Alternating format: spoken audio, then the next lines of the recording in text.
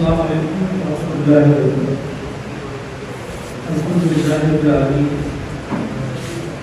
والصلاۃ والسلام علی رسول اللہ وعلی آلہ وصحبہ اجمعین، اما بعد۔ اعوذ باللہ من الشیطان الرجیم، بسم اللہ الرحمن الرحیم۔ کنتم خیر امۃ اخرجت للناس تأمرون بالمعروف وتنهون عن المنکر وتؤمنون باللہ، صدق اللہ العظیم۔ محترم مولانا شاہد سید رفیع صاحب، فیروز عالم صاحب، اسسٹنٹ سیکرٹری تنظیم جماعت اسلامی، ناصر صاحب ناظم اضلاع ناگور اور تمام بزرگوں، بھائیوں، بہنوں، پیاری بیٹیوں، بچیوں، یہ اللہ تعالیٰ کا شکر و احسان ہے کہ خاص موقع پر ایک خصوصی مہم، بہت ہی اہم عنوان پر مہم پورے ملک کی سطح پر جماعت اسلامی کی طرف سے چلائی جا رہی ہے، رجوع الی القرآن، قرآن کی طرف پڑھتے ہیں، قرآن سے رشتہ جوڑیں۔ یہ اس عنوان پر پورے ملک میں الحمدللہ 14 تاریخ سے یہ مہم شروع ہوئی ہے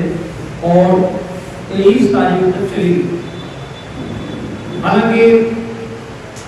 یہ بات ہم آپ اس طرح جانتے ہیں کہ یہ مہم اور یہ کام ایسا کام ہے کہ صرف 10 روز نہیں، پوری زندگی کرنے کا ہے، ہر لمحہ کرنے کا ہے۔ یہ اتنا ضروری کام ہے، ان کی بڑی ذمہ داری ہے، اس ذمہ داری کی ادائیگی کے لیے اس کام کو ہر پوری زندگی اس کو انجام دینا ہے۔ لیکن سوال یہ پیدا ہوتا ہے کہ جو بات ہمارے سامنے آئی ہے، بہت اہم گفتگو ہمارے سامنے آئی ہے، وہ ان کا تعارف بھی ہوا، فیروز عالم صاحب نے ان کا تعارف کرایا، ناصر صاحب نے اپنی تصویر میں بہت ہی اہم باتیں قرآن کی عظمت کے تعلق سے ہم کو بتائی۔ محترم مولانا نے اپنے عنوان پر ماشاءاللہ بہت اہم باتیں ہمارے سامنے رکھی ہیں، وقت کی تنگی کے باوجود۔ اس لیے یعنی یہ بات میں اس طرح ہمارے سمجھ میں آ چکی ہے، میں بھی چند باتیں رکھنے کی کوشش کروں گا۔ آخر کیوں اس عنوان پر مہم چلانے کا فیصلہ کیوں کیا گیا؟ ایسی کیا ضرورت پیش آ گئی اس کو مہم کے طور پر اس عنوان کو لیا جائے اور مہم کے طور پر اس میں کام کیا جائے؟ تو یہ بات بالکل واضح ہے کہ قرآن کی روشنی میں بھی، اللہ کے رسول صلی اللہ علیہ وسلم کے ارشادات کی روشنی میں بھی جو تعلق قرآن سے ہونا چاہیے وہ تعلق امت کا کمزور ہو گیا ہے۔ وہ سرچشمہ قوت، کامیابی کا وہ زینہ، کامیابی کی جس میں ضمانت دی گئی ہے، جس کے بارے میں بھی ہم نے حدیث بھی ہمارے سامنے آئی، اللہ کے رسول کا فرمان ہمارے سامنے آیا کہ میں تمہارے درمیان وہ چیز چھوڑ کر جا رہا ہوں۔ ایک حدیث میں 2 چیزوں کی باتیں اس طرح بھی آتا ہے کہ تمہارے درمیان 2 چیزیں چھوڑ کر جا رہا ہوں، جب تک مضبوطی سے تھامے رہو گے کبھی گمراہ نہیں ہوگے۔ ایک اللہ کی کتاب قرآن حکیم، دوسرا میرا طریقہ میری سنت۔ تو یہ اس لیے ضرورت محسوس ہوئی کہ آج کی صورتحال میں اگر آپ دیکھیں، مولانا نے جس طرح اشارہ بھی فرمایا آپ کے عنوان کے تعلق سے، قرآن مجید اور ہمارا امت مسلمہ کی ذمہ داریاں، آج امت کی صورتحال کیا ہے؟ آج امت کا تعلق قرآن سے کیسا رہ گیا ہے؟ آج امت کا تعلق اور سلوک قرآن کے ساتھ کیسا ہے؟ اگر یہ کہا جائے تو غلط نہیں ہوگا۔ زمانہ بڑے غور سے سن رہا تھا زمانہ بڑے غور سے سن رہا تھا، ہم ہی سو گئے داستان کہتے کہتے۔ مانگتے پھرتے ہیں اغیار سے مٹی کی چراغ، مانگتے پھرتے ہیں اغیار سے مٹی کی چراغ، اپنے خورشید پہ پھیلا دیے سائے ہم نے۔ اصل کامیابی کا زینہ، کامیابی کا نسخہ سرچشمے قوت ہمارے پاس ہے، لیکن ہمارا تعلق اس سے کمزور ہو گیا ہے۔ اس لیے اس تعلق کو مضبوط کرنے کے لیے جماعت اسلامی ہند نے پورے ملک میں یہ مہم چلانے کا فیصلہ کیا ہے، اور امت مسلمہ کو بھی، تحریک سے وابستہ افراد کو بھی، امت مسلمہ کو بھی اپنی ذمہ داریاں یاد دلانے کے لیے کہ امت تو بڑی عظیم امت ہے، یہ امت تو بڑا اس کو مقام عطا کیا گیا ہے، بڑا منصب دے کر اس کو بھیجا گیا ہے۔ اس امت کی ذمہ داری تو یہ ہے کہ یہ معروف کا حکم دینے اور منکرات سے روکنے کا کام انجام دینے والی امت ہے، اللہ پر ایمان رکھنے والی امت ہے۔ اسے تمام انسانوں کی رہنمائی اور قیادت کے لیے برپا کیا گیا ہے۔ اس امت کو اپنی ذمہ داری یاد دلائی جائے، اس مہم کے ذریعے سے یہ کام بھی انجام دیا جا رہا ہے۔ میں آپ سے کہنا چاہتا ہوں، میری بہنوں سے بھی، بیٹیوں سے بھی، بھائیوں سے، بزرگوں سے بھی، یہ مہم چند پروگراموں، چند ملاقاتوں، چند کتابوں کی تقسیم تک محدود نہ رہ جائے۔ ایک روایتی انداز کے کچھ کام کر کے اور ہم مطمئن ہو جائیں کہ ہم نے مہم بہت اچھی چلا دی، بہت کام کی ہم اس مہم میں، نہیں۔ میں آپ سے کہتا ہوں اور دل کی گہرائی سے کہتا ہوں، یہ ایک پہلی بات تو یہ کہ یہ مہم صرف جماعت کی مہم نہیں ہے، جماعت نے اعلان کیا ہے، جماعت نے طے کیا ہے، یہ بات ہے، لیکن یہ مہم پوری امت کی مہم ہے، یہ ہر ایک بندہ مومن کی مہم ہے، اور ہر ایک بندہ مومن کی مہم بن جائے۔ اب اس طرح کوشش کریں کہ یہ پورے امت مسلمہ کی مہم بن جائے، کیونکہ یہ بہت ضروری ہے کامیابی کے لیے، اس کے علاوہ اور کوئی چارہ نہیں ہے۔ تو میں اور دوسری بات اس میں آپ سے میں کہنا چاہتا ہوں، یہ ہے اس مہم میں سب سے پہلا ہدف ہم اپنے آپ کو بنائیں۔ ٹھیک ہے، ہم اس باتوں کو آگے پہنچائیں گے، ملاقاتیں کریں گے، اور بھی کوششیں کریں گے، لیکن میں آپ سے درخواست کرتا ہوں، اس مہم کا سب سے پہلا ہدف ہم اپنے آپ کو بنائیں۔ ہر شخص، مرد ہو یا خاتون، تو سب سے پہلے اپنے آپ میں یہ عزم کرے کہ میں اپنے اندر تبدیلی لاؤں گا، میں قرآن سے اپنا تعلق مضبوط کروں گا۔ قرآن پڑھنا آتا ہے، سبحان اللہ، کچھ کمزوری ہے، کمزوری کو دور کروں گا انشاءاللہ، اور بہتر پڑھنے کی کوشش کروں گا، صحیح پڑھنے کی کوشش کروں گا، صحیح تلاوت کرنے کی کوشش کروں گا، قرآن کی روشنی میں تلاوت کا حق ادا کرنے کی کوشش کروں گا، اپنی زندگی میں بھی، اپنے گھریلو زندگی میں بھی، اپنے گھر میں بھی، محلے میں، سماج میں، رشتہ داریوں میں ایسا ماحول پروان چڑھائیں، اس بات کی کوشش کریں کہ، اور اللہ کے رسول صلی اللہ علیہ وسلم کا وہ فرمان یاد رکھیں کہ اس کا بڑا مقام، کتنا بڑا اونچا مقام ہے، کتنا بڑا مسئلہ، کتنا بڑا کام ہے، جس کے بارے میں فرمایا گیا افضلیت کے اعتبار سے افضل ہونا۔ تم میں فرمایا اللہ کے رسول صلی اللہ علیہ وسلم نے، تم میں بہتر شخص وہ ہے جو قرآن سیکھے اور دوسروں کو سکھائے۔ جس طرح سے اہل ایمان کے بارے میں کہا گیا، اہل ایمان میں بھی، مومنین میں بھی بہتر مومن، افضل مومن وہ ہے جس کے اخلاق زیادہ اچھے ہیں، اسی طرح تم میں بہتر شخص وہ ہے جو قرآن سیکھے اور دوسروں کو سکھائے۔ فرمایا حضور اکرم صلی اللہ علیہ وسلم نے، رشک تو دو آدمیوں پر ہو سکتا ہے، رشک تو دو آدمیوں پر ہو سکتا ہے، ایک وہ جس کو اللہ قرآن کا علم دے اور وہ شب و روز اس کو لے کر کھڑا ہو جائے، محنت کرے، کوشش کرے، اس کی تعلیمات کو اپنی زندگی میں بھی اتارے، نافذ کرے، اور اس کی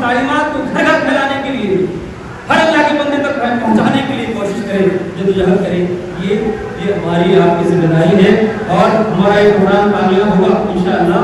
اگر ہم آج کی اس بابرکت مجلس سے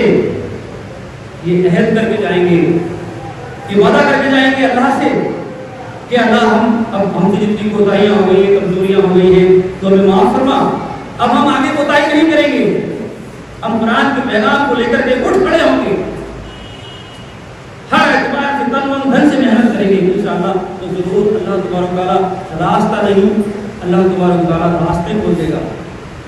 اور اس حدیث کے دوسرے سے مجھے بات کہی گئی ہے، قابل رشک دو لوگ ہو سکتے ہیں، ان میں دوسری بات کہی ہوئی ہے، دوسرا وہ جس کو اللہ مال دے اور وہ رات و دن اللہ کی راہ میں خرچ کرے، اللہ کے راستے میں مال کو خرچ کرے۔ اللہ کے رسول صلی اللہ علیہ وسلم کا ایک ارشاد اور اس موقع پر یاد آ رہا ہے، آپ صلی اللہ علیہ وسلم نے حضرت اسماء رضی اللہ عنہا سے فرمایا، اے اسماء تم اللہ کے راستے میں گن کر مت دیا کرو، تم اللہ کے راستے میں کشادہ دستی کھلے ہاتھ سے دیا کرو، تم اس پر عمل کرو گے تو اللہ تعالیٰ بھی تمہیں کشادگی سے دے گا، تمہیں خوب دے گا اللہ کے راستے۔ یہ بہت بڑا کام ہے، بہت بڑا مقام ہے، منصب ہے، جس کو ادا کرنے کے لیے ہم کو اٹھ کھڑے ہونا چاہیے۔ ایک اور بات میں آپ کو یاد دلاتے ہوئے آگے بڑھوں گا، یہ ہمارے قرآن میں تو تاثیر ہے، قرآن کے الفاظ میں تو تاثیر ہے، قرآن اللہ کا کلام ہے، اس میں تاثیر ہے۔ آپ صلی اللہ علیہ وسلم قرآن لوگ جب آپ کے پاس آتے تھے، مختلف طرح کے لوگ آتے تھے، ظاہر ہوں یا آپ کے دشمن ہوں یا آپ کو سمجھانے کے لیے آتے ہوں، آئے ہوں لالچ دینے کے لیے آتے ہوں، یا اور مختلف وجوہ ہو سکتی ہیں، مختلف واقعات موقع نہیں ہیں، یا اسے بادشاہوں کے دربار میں پیش کیا جاتا تھا، نجاشی کے دربار میں قرآن پیش کیا گیا، سورہ مریم کی تلاوت کی حضرت جعفر بن ابی طالب رضی اللہ عنہ نے، شاہ حبشہ کی کیفیت کیا ہو گئی، شاہ حبشہ کا چہرہ اور داڑھی آنسوں سے تر ہو گئی، اور کہا آخر میں جب کہا کلام سننے کے بعد خدا کی قسم میں ہرگز ان لوگوں کو جو آئے ہیں اچھا ہجرت کر کے تمہارے حوالے نہیں کروں گا۔ کتنے واقعات ہم کو قرآن میں تاثیر ہے، دل کی گہرائی سے، اگر اس کی گہرائی میں ہم قرآن میں ہو تزن اے مرد مسلمان، قرآن میں ہو تزن اے مرد مسلمان، اللہ کرے تجھ کو عطا جنت کردار، ہم گہرائی میں جائیں، دل سے اس کی تعظیم کریں،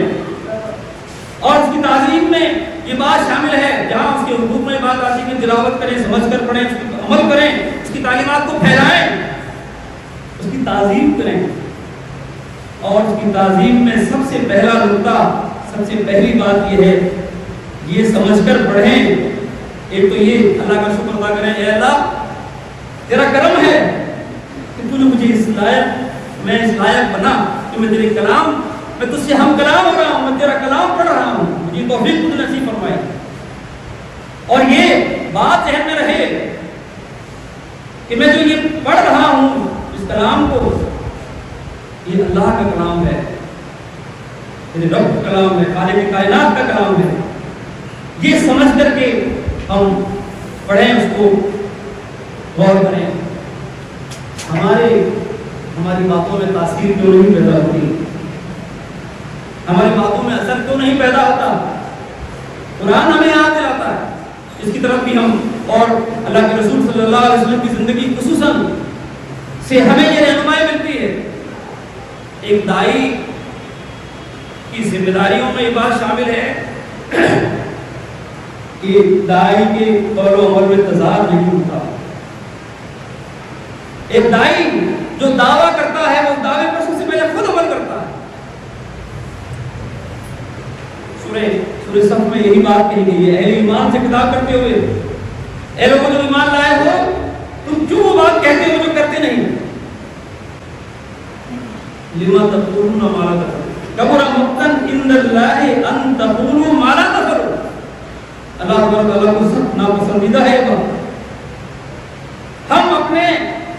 قول اور عمل کتنی اور کرنی کے فرق کو ختم کریں، تب اللہ ہماری باتوں میں اثر پیدا کرے گا، ہماری باتوں میں تاثیر پیدا کرے گا۔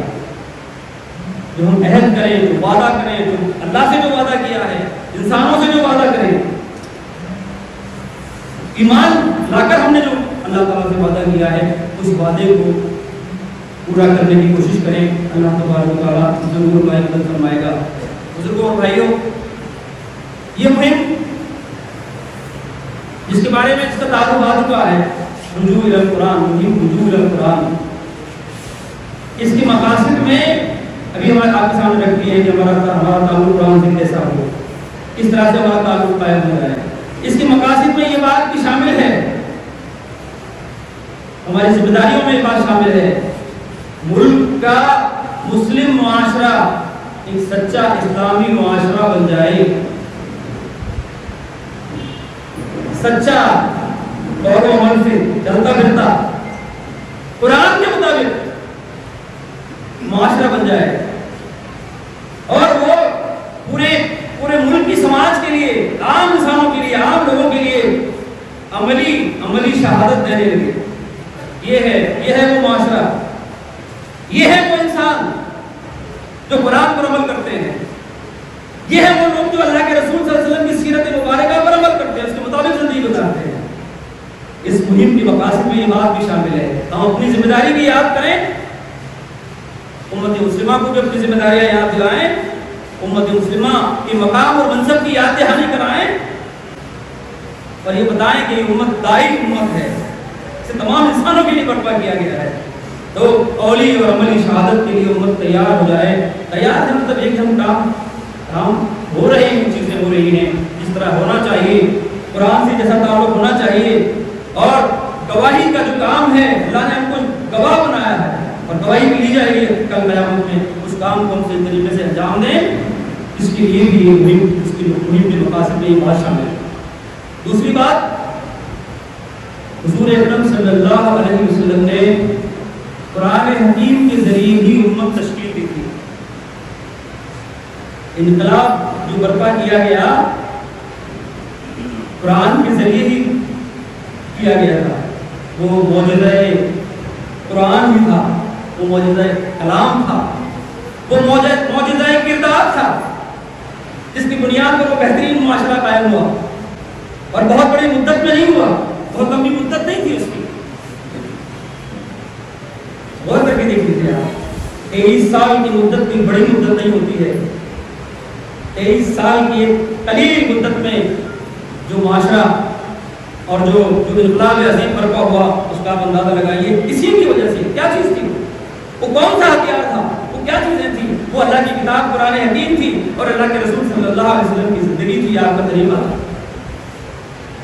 جس کی وجہ سے آپ دیکھتے ہیں کہ ایک زمانہ تھا کہ ہجرت ہوئی، ایک زمانہ تھا کہ مدینہ کا ابتدائی دور تھا، ایک زمانہ تھا کہ غزوہ بدر ہوا، تعداد بہت قلیل تھی۔ قلیل، قلت اور کثرت کے بارے میں بھی ہمارا آپ جب غور کریں گے تو اندازہ ہو جائے گا کہ قلت اور کثرت کا کوئی معنی نہیں ہوتے۔ تعداد اگر کم ہے لیکن وہ ایمان سے لبریز ہے تو پھر وہ کیفیت پیدا ہوتی ہے جو بدر کے اندر پیدا ہوئی۔ فضائے بدر پیدا کر فرشتے تیری نصرت کو، فضائے بدر پیدا کر فرشتے تیری نصرت کو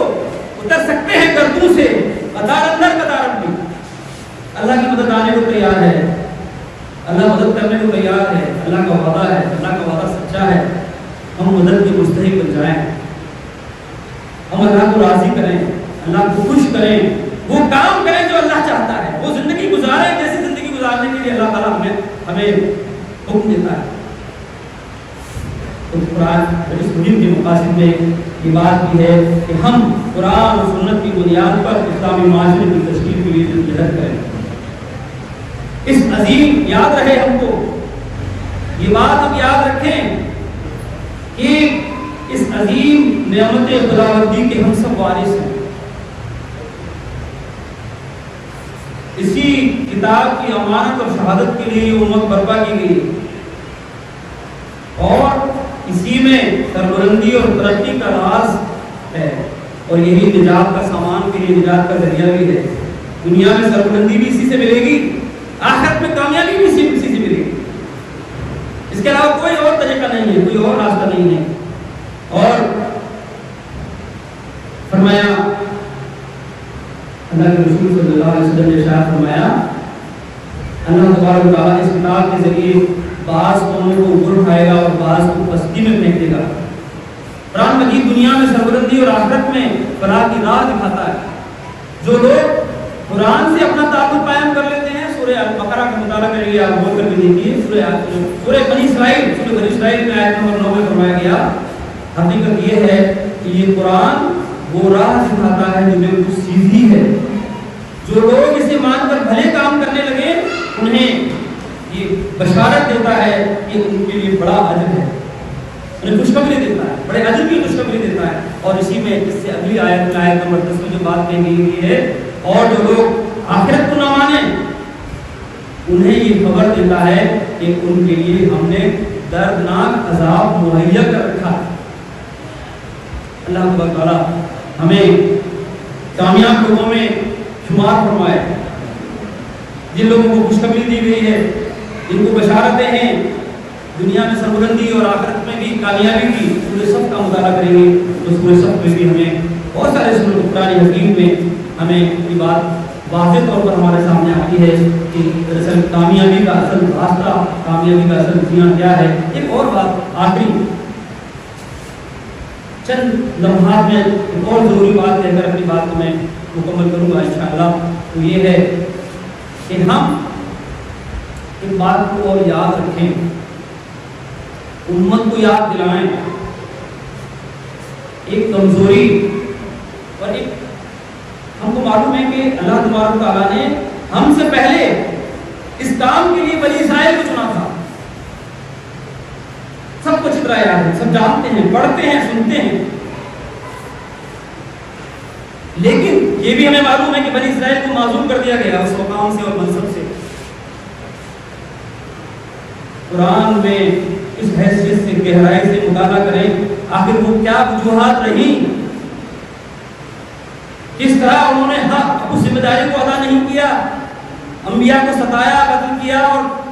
اللہ کی کتاب کے ساتھ کیا سلوک کیا، اور برائیوں خرابیوں کے سلسلے میں ان کا کیا رویہ تھا، حق کو چھپانے کا معاملہ تھا۔ یہ بات اس لیے قرآن جہاں دوسری اور قوموں کے جن پر عذاب آئے ہیں ان کا تذکرہ کرتا ہے، بنی اسرائیل کا تذکرہ سب سے زیادہ ہے، وہ قرآن تشریف فرمائے ہیں۔ بنی اسرائیل کا تذکرہ قرآن مجید میں سب سے زیادہ ہے۔ سورہ البقرہ آیت نمبر 159 کو سن لیجیے۔ اگر ہم سے بھی وہی کمزوری ہوئی اور وہ خرابیاں ہمارے اندر پیدا ہو گئی اور ہم بھی حق کو چھپانے کے مجرم قرار پائے، پھر کیا ہوگا اللہ ہی جانتا ہے۔ کیا ہو رہا ہے اور اللہ کی عدالت میں کیا ہوگا یہ اللہ ہی بہتر جانتا ہے۔ دعا کریں اللہ سے، دعا کریں اللہ سے ہم کوئی دوہرے مجرم نہ قرار پائیں، اس روشنی سے ہم خود بھی فائدہ نہ اٹھائیں، اور اس روشنی سے عام انسانوں کو، تمام انسانوں تک پہنچانے کی ہماری ذمہ داری ہے، ہم وہ فائدہ نہ پہنچائیں تو کہیں ایسا نہ ہو کہ ہم دوہرے مجرم قرار پائیں۔ جن کے پاس کتاب نہیں ہے ان کی بات الگ ہے، جن کے پاس کتاب ہے ان کو کتاب دی گئی ہے، یہ نعمت دی گئی ہے، ان کا سوال ہے۔ پورے اور بھی صورتوں میں ہے لیکن ایک ہی آیت کا ترجمہ پڑھ کے میں اپنی بات مکمل کروں گا، یہ جو لوگ ہماری سورہ البقرہ آیت نمبر 159 سے ترجمہ پڑھ دیتا ہوں، جو لوگ ہماری نازل کی ہوئی روشن تعلیمات کو اور ہدایات کو چھپاتے ہیں جبکہ ہم انہیں سب انسانوں کی رہنمائی کے لیے اپنی کتاب میں بیان کر چکے ہیں، یقین جانو کہ اللہ بھی ان پر لعنت کرتا ہے اور تمام لعنت کرنے والے بھی ان پر لعنت بھیجتے ہیں۔ اللہ تعالیٰ ہماری مدد فرمائے، ہم سب کو اپنی پناہ میں رکھے۔ میں آخری یہ جملہ پھر دہراتے ہوئے آپ سے یہ گزارش کرتے ہوئے یہ مہم ہم سب کی مہم بن جائے، یہ مہم پوری امت کی مہم بن جائے، ہماری مائیں، بہنیں، بچیاں، نوجوان سب اتحیہ کریں اور یہ عزم کر کے جائیں کہ انشاءاللہ العزیز ہم اپنی زندگی کو بدلیں گے۔ قرآن سے اپنا تعلق مضبوط کریں گے، گھروں میں قرآن کی تعلیمات کو عام کریں گے، قرآن کے لیے سیکھنے اور سکھانے کے سینٹرز قائم کریں گے جتنے ہو سکتے ہیں، اسٹڈی سرکلز قائم کریں گے، اور پھر قرآن کی تعلیمات کو ہم پھیلانے اور انسان تک پہنچانے کی اپنی ذمہ داری کو ادا کریں گے۔ اللہ ہماری مدد فرمائے۔ تو آپ کو شکریہ۔